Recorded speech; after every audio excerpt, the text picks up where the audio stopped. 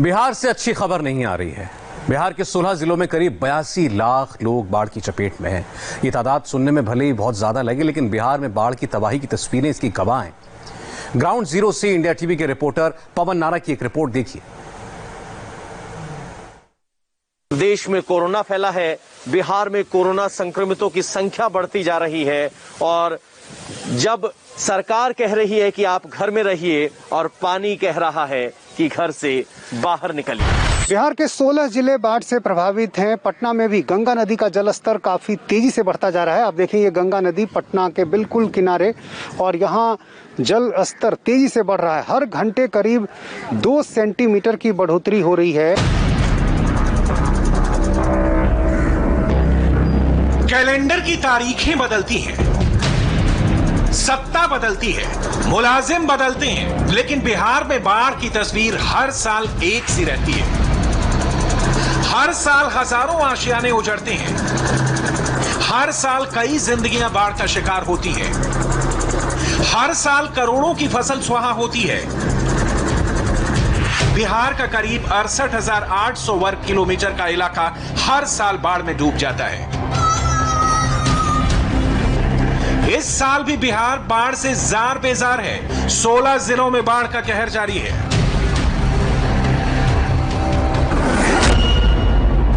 किशनगंज, अररिया, कटिहार, पूर्णिया, सुपौल, मधुबनी, सीतामढ़ी, दरभंगा, पूर्वी चंपारण, पश्चिमी चंपारण, शिवहर, गोपालगंज, मुजफ्फरपुर, सहरसा, मधेपुरा और समस्तीपुर।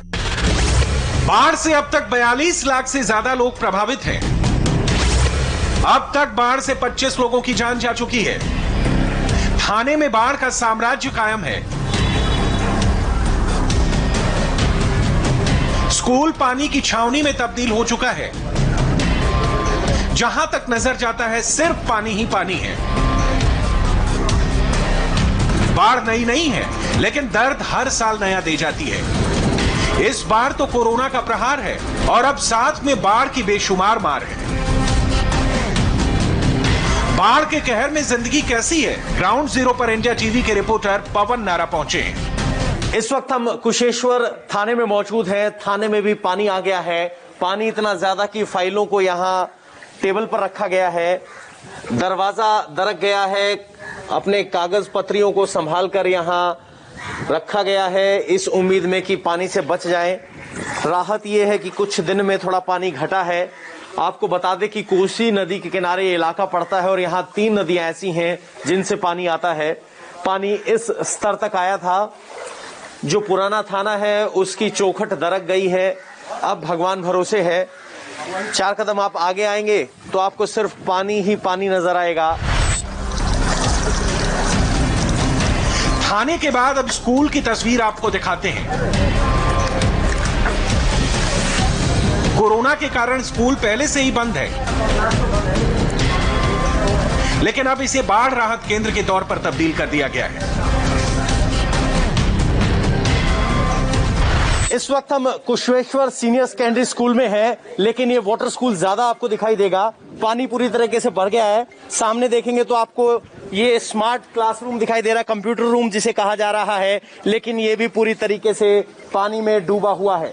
और उसके बाद की स्थिति ये है कि सब यहाँ जगमग्न है। सामने गवर्नमेंट अंबेडकर वेलफेयर हॉस्टल है, जिसमें अगर बाढ़ नहीं होती और कोरोना नहीं होता तो इस वक्त आपको 50 से 60 बच्चे मिलते और 20 से 25 लड़कियों के लिए अलग से हॉस्टल है। लेकिन फिलहाल स्कूल में बच्चे नहीं हैं क्योंकि कोरोना काल है, लेकिन बाढ़ की वजह से गायें जरूर पहुंच गई हैं।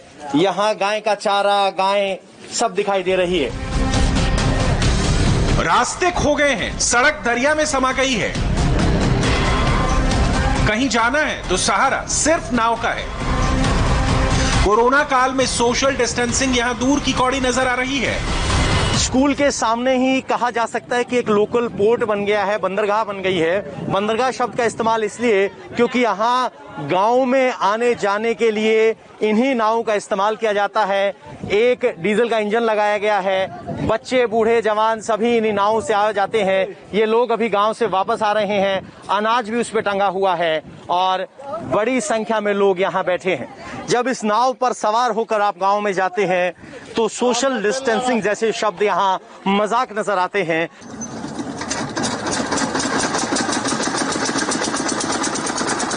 कुशेश्वर स्थान ब्लॉक से अब उन गांवों की ओर चलिए जहां हर साल महीने 2 महीने के लिए जिंदगी पर पानी कब्जा कर लेता है। दरभंगा के केशेश्वर से हम आगे नाव पर सवार होकर निकल चुके हैं और अब यहाँ आकर आप भूल जाएंगे कि कौन सी सड़क है और कौन सा रास्ता है।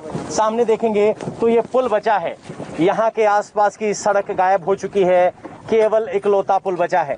आगे आप देखेंगे तो ये जो पोल है वो आपको एक रास्ता दिखाई देगा कि रास्ता कभी यहाँ होता था, लेकिन फिलहाल वो भी नहीं है। जहाँ तक आपकी नजर जाएगी कुछ इस तरह से डूबे हुए घर आपको दिखाई देंगे और यहाँ 23 पंचायत इस इलाके में ऐसी है जो पानी में पूरे तरीके से डूबी हुई है।